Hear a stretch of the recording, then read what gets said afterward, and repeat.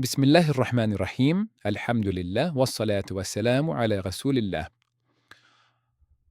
Bugünkü dersimizin mövzusu Ərəb dilində isimlərin kişi və qadın cinsində olmasıdır.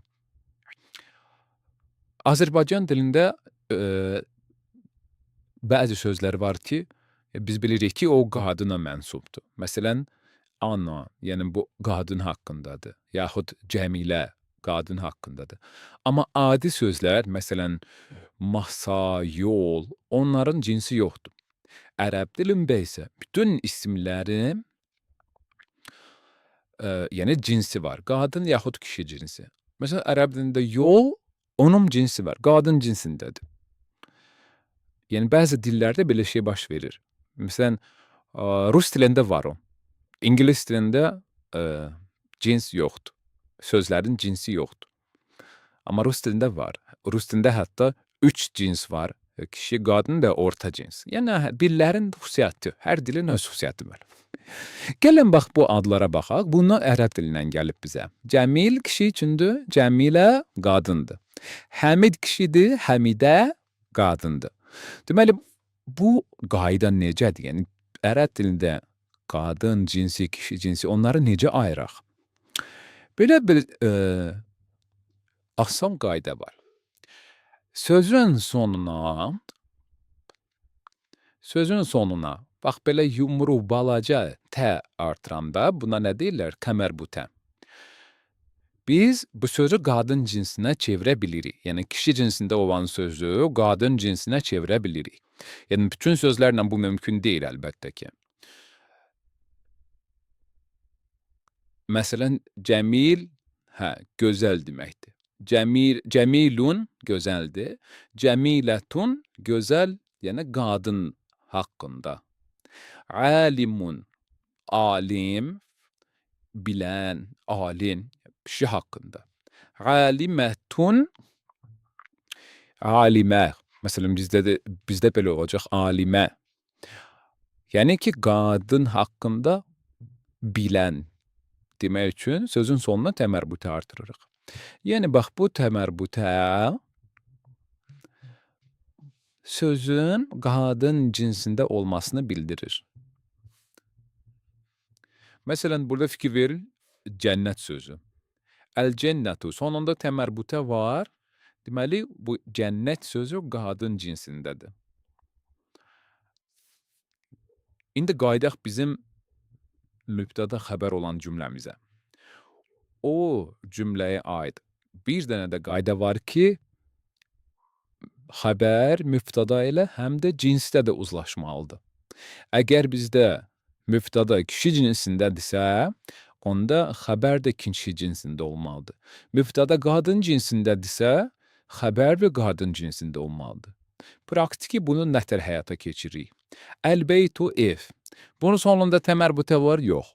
Demək, kişi cinsidir.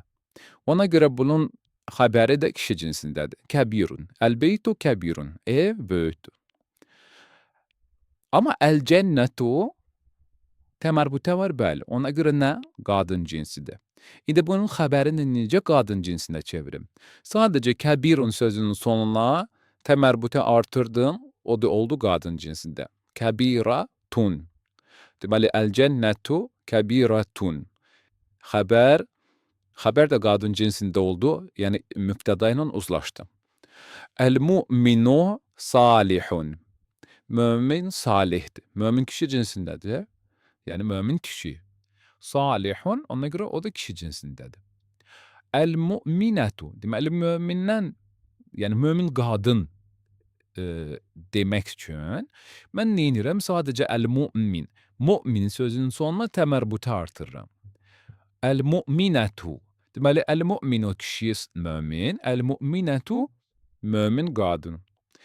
İndi məndə mübtəda qadın cinsindədir. Mömin qadın. Deməli, xəbər də olmalıdır qadın cinsində. Bunu necə eləyim?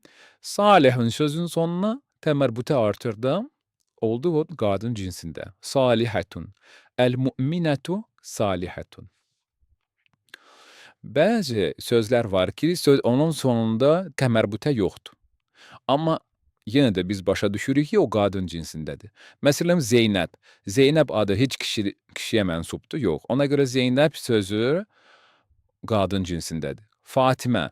Fatimə qadın adıdır, ona görə qadın cinsindədir. İndi hətta burada məsələn təmərbütə var, amma olmaya da bilərdi.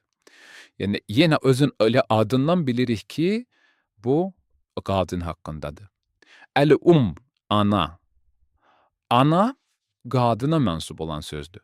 Ona görə hətta bunun sonunda təmərbütə olmasa da biz bilirik ki, bu söz qadın cinsində olan sözdür. Çünki anaya məxsusdur axı.